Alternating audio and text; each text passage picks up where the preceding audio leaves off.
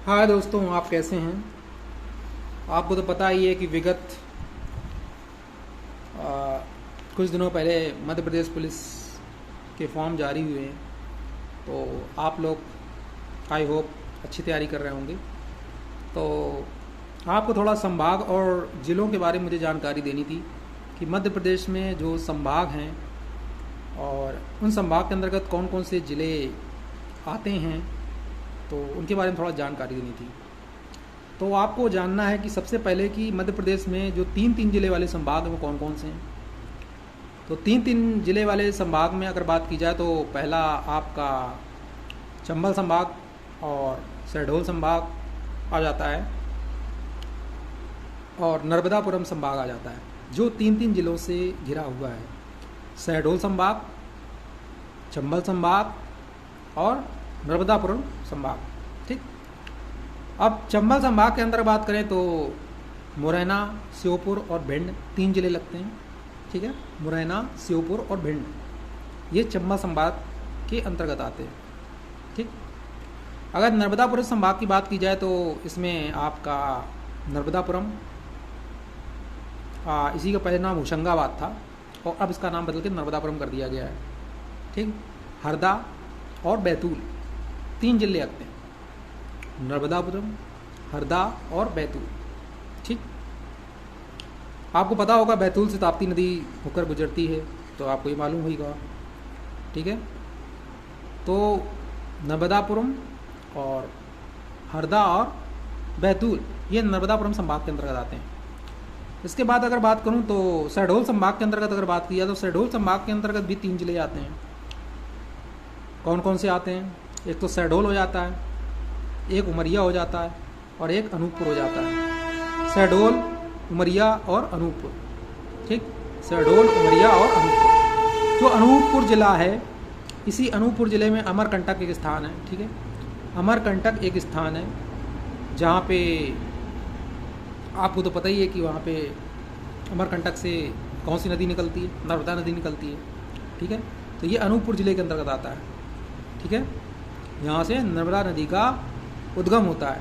ठीक है, और नर्मदा नदी पे जो प्रमुख जलप्रपात हैं वो भी आपको पता होंगे कि धुआंधार जलप्रपात नर्मदा नदी पर है। ठीक है, इसके अलावा आपको कपिलधारा जलप्रपात, सहस्त्रधारा जलप्रपात ये आपको नर्मदा नदी पर मिल जाएंगे। इसके अलावा आपको मंदार जलप्रपात भी मिल जाएगा और आपको दर्दी जलप्रपात भी मिल जाएगा। ठीक है, तो ये आपको याद रखने हैं। इसके अलावा अब बात करें जबलपुर संभाग की, तो जबलपुर संभाग में 8 जिले हैं। इंदौर और जबलपुर संभाग दो ऐसे संभाग हैं जिन्होंने 8 जिले हैं। ठीक, तो जबलपुर संभाग के अंतर्गत जो 8 जिले आते हैं उनमें कौन कौन से आते हैं? एक तो जबलपुर खुद आता है। ठीक, जबलपुर आता है। जबलपुर के अलावा आपका कटनी आ जाता है। कटनी के बाद मंडला आ जाता है। ठीक है, जबलपुर, कटनी, मंडला। ठीक है, इसके बाद सिवनी आ जाता है, शिवनी भी आ जाता है आपका। ठीक है, छतरपुर आ जाता है, बालाघाट आ जाता है। ठीक है, छतरपुर, बालाघाट, नरसिंहपुर आ जाता है। इसके अलावा आपका ढिंडोरी आ जाता है।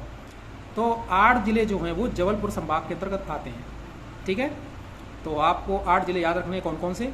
पहला जबलपुर, दूसरा कटनी, तीसरा मंडला, चौथा छिंदवाड़ा, बालाघाट, नरसिंहपुर, इसके बाद सिवनी और डिडोरी। क्लियर? 8 जिले किस में आते हैं? जबलपुर संभाग के अंतर्गत आते हैं। ठीक है, जबलपुर संभाग के अंतर्गत कितने जिले आते हैं? 8 जिले आते हैं। तो हमने तीन तीन जिले वाले संभाग बताए आपको। पहला चंबल संभाग, दूसरा शहडोल संभाग और तीसरा आपको हमने बताया था कौन सा? नर्मदापुरम संभाग। इसके अलावा हमने 2 8 जिले वाले संभाग बताए, एक इंदौर बताया और दूसरा आपको जबलपुर संभाग बताया। ठीक, इंदौर और जबलपुर संभाग। इसके बाद यदि इंदौर संभाग की बात करें तो इंदौर संभाग के अंतर्गत जो जिले आते हैं उनमें आपका धार आता है, इंदौर आता है, इंदौर, धार आता है। धार के बारे में आपको पता होगा कि यहाँ की बाघ प्रिंट बहुत फेमस है। ठीक है, तो इंदौर संभाग के अंतर्गत आपका धार मिलेगा, आपको झाबुआ मिलेगा। क्या मिलेगा? झाबुआ मिलेगा। ठीक है, झाबुआ में शायद आपको पता होगा कुछ दिन पहले कोरोना के टाइम पे दीदी वाहन योजना झाबुआ शुरू हुई थी। ठीक है, तो ये आपको याद रखना है। ठीक है, तो जबलपुर संभाग के अंदर धार हो गया और झाबुआ हो गया। धार और झाबुआ जबलपुर संभाग के अंतर्गत आते हैं। इसके अलावा जबलपुर संभाग के अंदर अलीराजपुर भी आता है। अलीराजपुर भी आपको मिल जाएगा जबलपुर संभाग के अंतर्गत। ठीक है, तो धार हो गया, झाबुआ हो गया, इंदौर संभाग के अंदर इंदौर, धार, झाबुआ, अलीराजपुर, खरगोन मिल जाएगा, खरगोन मिल जाएगा आपको, क्या मिल जाएगा, खरगोन भी आपको इंदौर संभाग के अंतर्गत मिल जाएगा, ठीक है। इसके अलावा आपको बड़वानी मिल जाएगा, बड़वानी भी मिल जाएगा, बड़वानी भी आपको इंदौर संभाग के अंतर्गत बड़वानी आपको मिलेगा, ठीक है। इसके अलावा खंडवा मिलेगा, खंडवा भी आपको यहीं पर मिलेगा। इसके बाद अनूपपुर भी आपको यहीं पर मिलेगा, ठीक है। तो खंडवा भी अनूपपुर तो शायद अनूपपुर तो शहडोल में है, अनूपपुर नहीं मिलेगा आपको, बुरहानपुर मिलेगा, क्या मिलेगा, बुरहानपुर, बुरहानपुर भी आपको मिलेगा, ठीक है। बुरहानपुर भी आपको मिलेगा, ठीक है। बुरहानपुर गांजा के लिए फेमस है, आपको पता होगा, गजड़ियों का स्वर्ग भी बोलते हैं बुरहानपुर को, तो गांजा के लिए फेमस है, ठीक है बुरहानपुर।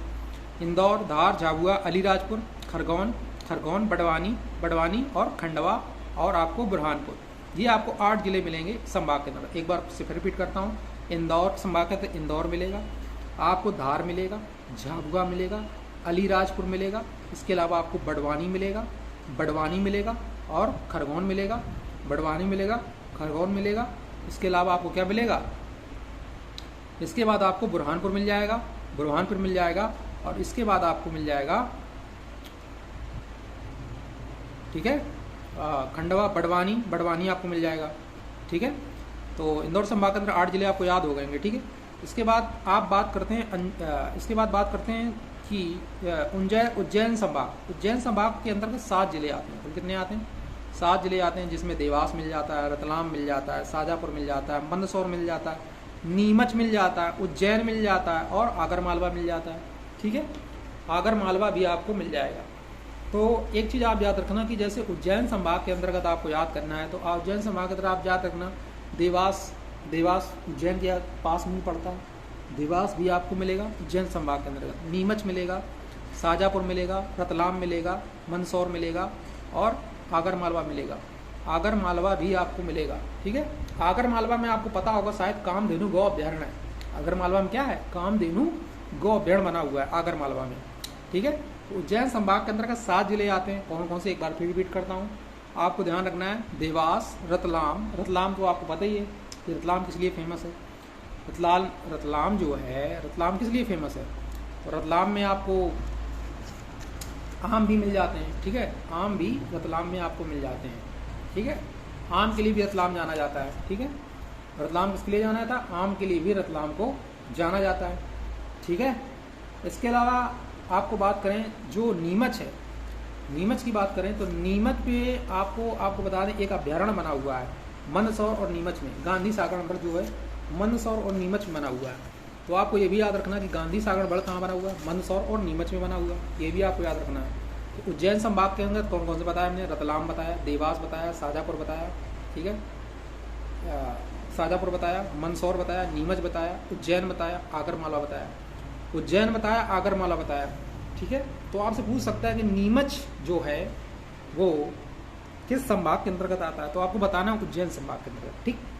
देवास, नीमच, रतलाम और इसके अलावा शाजापुर, शाजापुर भी आपको याद रखना है, ये भी उज्जैन संभाग के अंतर्गत आता है। मंदसौर, मंदसौर में पशुपतिनाथ का बहुत बड़ा मंदिर बना हुआ है, ठीक है, ये भी आपको पता होगा, ठीक है। इसके बाद उज्जैन है और आगरमालवा है, आगरमालवा, उज्जैन, मंदसौर, नीमच, रतलाम, शाजापुर और देवास, ये आपको याद रखने हैं, ठीक है। इसके अलावा अब आ जाते हैं ग्वालियर संभाग में, ग्वालियर संभाग और सागर संभाग, सागर संभाग में आते हैं पहले। सागर संभाग में 6 जिले हैं, कितने जिले हैं, 6 जिले सागर संभाग के अंतर्गत है।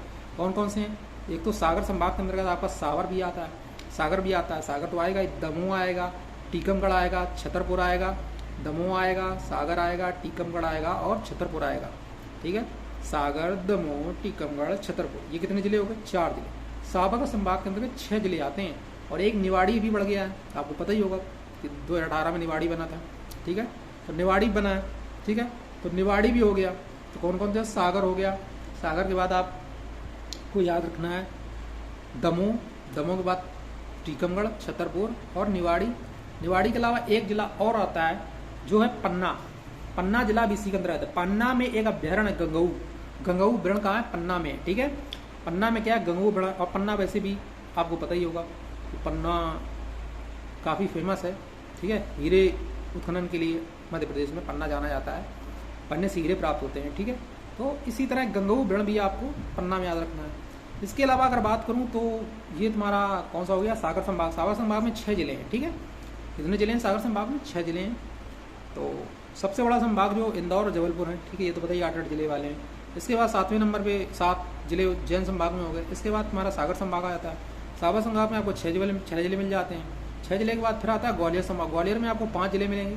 ग्वालियर और भोपाल 2 संभाग ऐसे हैं जिनमें 5-5 जिले। ग्वालियर में शिवपुर, मुरैना, भिंड। ग्वालियर शिवपुर, मुरैना, भिंड।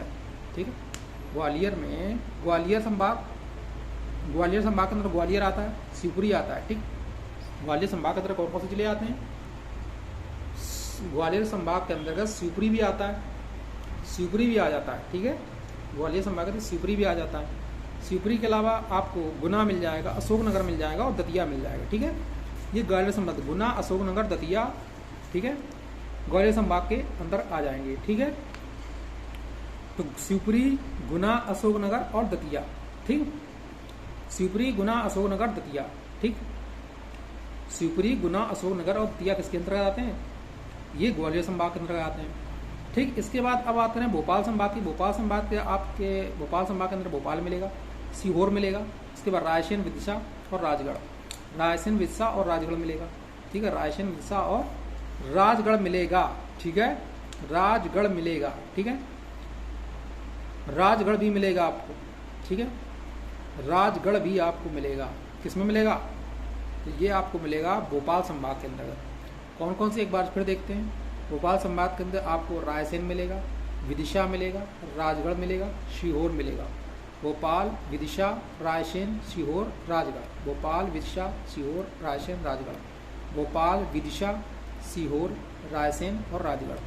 5 जिले हमने बता दिए जो कि भोपाल संभाग के अंतर्गत आते हैं। ठीक है दोस्तों, आपके सारे ही संभाग और जिले हो चुके हैं, इसलिए आपको बहुत खुश होना चाहिए। या मैंने आपको सारे जिले और संभाग एक तरफ से बता दिए। अब आपको याद करना है और तैयार करना है। ठीक है, थैंक यू।